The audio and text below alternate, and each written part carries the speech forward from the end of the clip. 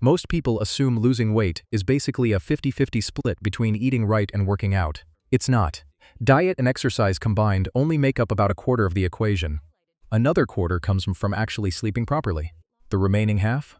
Just following through on the plan you set for yourself.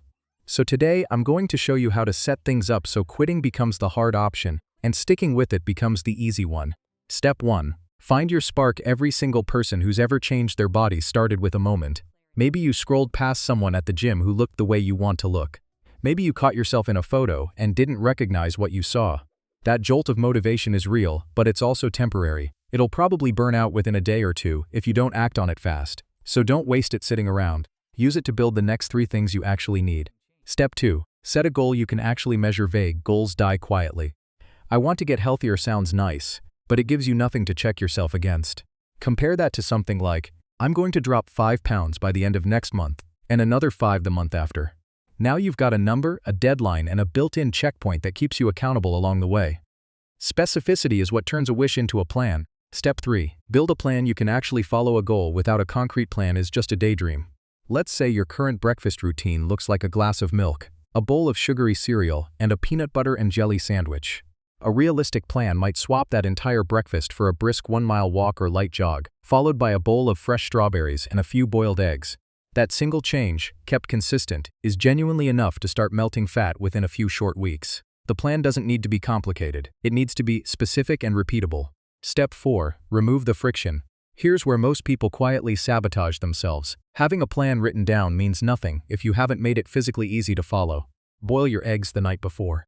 Wash and prep your strawberries so they're sitting in the fridge ready to go. Lay out your walking shoes by the door.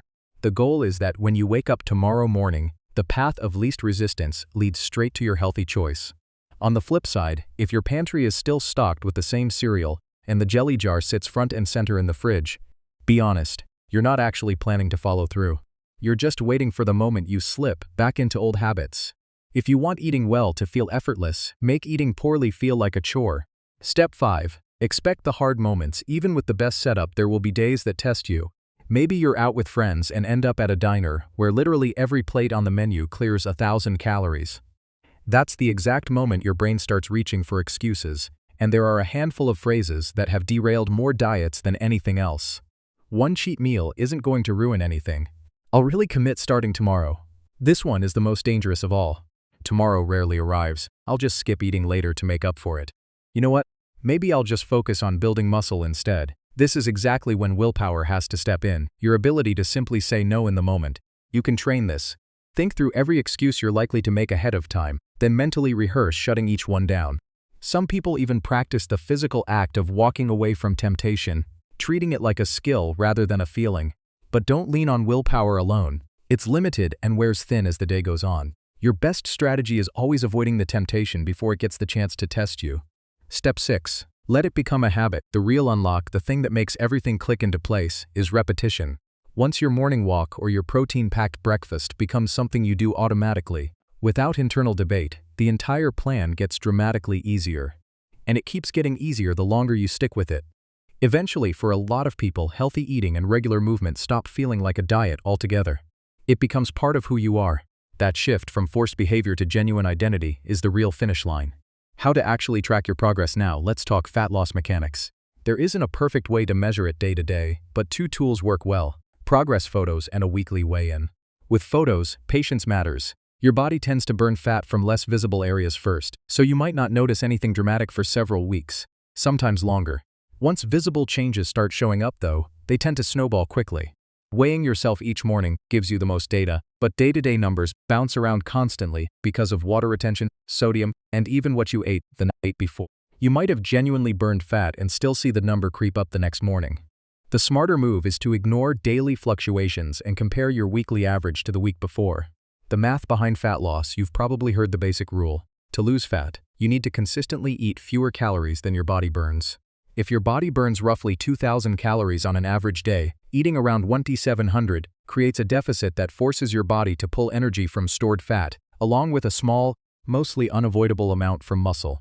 Push the deficit further to 500 or even 1,200, and you'll lose weight faster, but it gets significantly harder to sustain or your risk of losing more muscle along the way. The standard way to find your starting number is one of the many free calorie calculators online in 2026. Search TDEE calculator and you'll find reliable ones.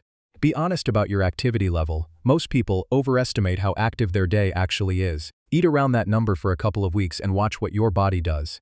That number is an estimate, not a guarantee.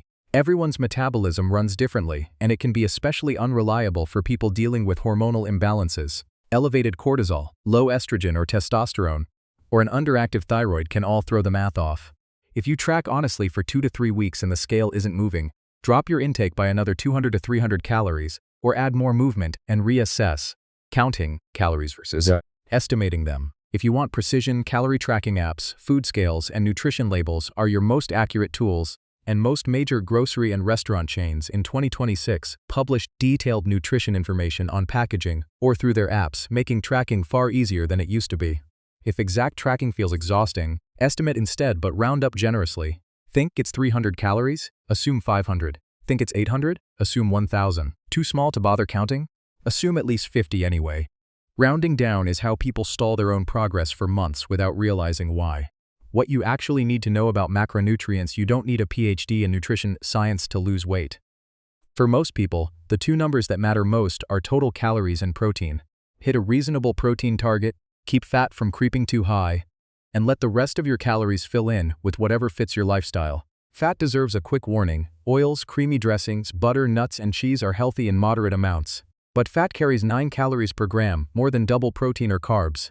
A small handful of trail mix or a heavy drizzle of dressing can quietly add hundreds of calories to a meal you thought was light. And when experts talk about carbs causing weight gain, they're almost never talking about fruit, vegetables, or whole grains. They mean heavily refined carbohydrates stripped of most nutrients during processing, especially anything loaded with added sugar, which unfortunately covers a huge share of a typical grocery store. These foods are engineered to taste incredible, making them dangerously easy to overeat, and they tend to leave you hungrier afterward rather than satisfied. You can technically still lose weight eating processed food daily, as long as you stay within your calorie target. That's the entire premise behind people who brag about eating a giant box of sugary cereal every day and still dropping pounds. What they don't mention is that they're hungry most of the day, their blood work often isn't pretty, and they end up measuring milk in teaspoons just to stay under budget. Losing fat without counting a single calorie: if tracking every gram of food isn't realistic for your lifestyle, there's another path. Start gradually shifting your meals away from chips, sugary desserts, and heavily refined carbs and toward whole, minimally processed foods. Fruits, vegetables, lean proteins, lower fat dairy, healthy fats, and whole grains. These foods tend to be far more filling per calorie, which means you can sit comfortably in a deficit without spending your whole day fighting hunger. As a simple comparison, 200 calories of strawberries fills a fairly large bowl, while 200 calories of a typical chocolate sandwich cookie barely covers a few cookies. Same number, completely different experience in your stomach. Cutting out mindless snacking helps too. Snacking on fruit or vegetables is totally fine, and low-calorie packaged snacks can help when cravings hit hard, but most snacking on chips, candy, or baked goods happens out of boredom, stress, or thirst rather than genuine hunger. Once you remove the habit of snacking between meals, your body adjusts surprisingly fast, and the cravings fade with time. Practical tips to make the whole thing easier: drink more water. Thirst often masquerades as hunger, so a water bottle within reach quietly kills a lot of unnecessary snacking and crowds out cravings for soda, juice, and milkshakes. Stop saying tomorrow. If your plan keeps getting pushed a day, it never actually starts. Watch liquid calories. Sugary drinks slip past your brain's fullness signals far more easily than solid food, making them one of the sneakiest ways to blow a calorie budget. Use smart swaps. Reduced fat shredded cheese, low-carb bread, riced cauliflower, egg whites, and powdered peanut butter all cut calories without sacrificing much flavor. Season generously, but not constantly. Zero-calorie sauces and sweeteners make healthy meals enjoyable. Just don't overdo the intensity, since training your palate toward extremely tasty food can backfire into more cravings. Lean on diet soda strategically if sweet cravings hit hard. It satisfies the urge without touching your total. Prioritize high-volume, high-fiber foods. Vegetables, legumes, and fruit take up real space in your stomach while staying low in calories. Eat 3 to 5 meals a day. It avoids long stretches of hunger and fits more naturally into most schedules. One big meal a day can work too, but most people abandon that approach quickly. Save your biggest meal for whenever you get hungriest, rather than fighting your natural rhythm. Consider intermittent fasting, eating only within a 4 to 8 hour window, if obsessively counting isn't your style. It sounds harder than it is. Hunger comes in waves and usually fades if you ride it out. Eat more protein. It keeps you fuller longer and your body burns a real chunk of calories just digesting it. Use protein powder if you need it, but don't lean on it exclusively. It's far less filling than a solid protein source like chicken or eggs. Try black coffee or unsweetened tea. The caffeine gives a small metabolic boost and mildly blunts appetite. Downsize your dishware. Smaller plates trick your brain into registering a full plate as a full meal. Don't let one slip become a spiral. A bad meal wasn't part of the plan, but giving up was never part of it either. Don't skip the movement. Exercise burns calories, strengthens your heart, and once you've felt firsthand how much effort it takes to burn off roughly 200 calories on a treadmill, you'll think twice before mindlessly grabbing a 200-calorie bag of chips. Lift weights. Resistance training builds muscle, which raises your resting metabolism over time, and it burns a respectable amount of calories during the session itself. There are countless free workout guides and video libraries online in 2026 if you need a starting structure. Walk more. Aiming for roughly 10,000 steps a day remains one of the simplest, most sustainable ways to burn extra calories without it ever feeling like a workout. Add in cardio. While diet plays the bigger role in fat loss, cardio makes the whole process noticeably easier. If steady-state cardio bores you, high-intensity interval training or circuit-style workouts, both widely available through free online videos, can keep things interesting. And before anyone scoffs at a 15-minute workout video, remember that plenty of people happily watch an hour of someone else exercising on their screen. Stay generally active throughout the day. This one rarely gets talked about, but moving around consistently, taking the stairs, cleaning the house, cooking, gardening, and even fidgeting at your desk add up to a surprising number of burned calories over the course of a day.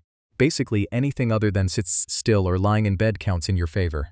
The one thing everyone underestimates finally, the tip almost everyone assumes doesn't apply to them. Get genuinely good sleep. Sleep regulates the hormones that control hunger, cravings, and how your body stores or burns fat. And when those hormones are out of balance, everything else on this list becomes harder than it needs to be. If you've been telling yourself, my sleep is already fine, it's worth double-checking that assumption honestly before ruling it out as a factor. That's the whole picture. Spark the motivation, set a measurable goal, build a specific plan, remove the friction, expect hard days, and let consistency turn it into a habit. None of it requires perfection, just showing up tomorrow, even after the days you don't feel like it.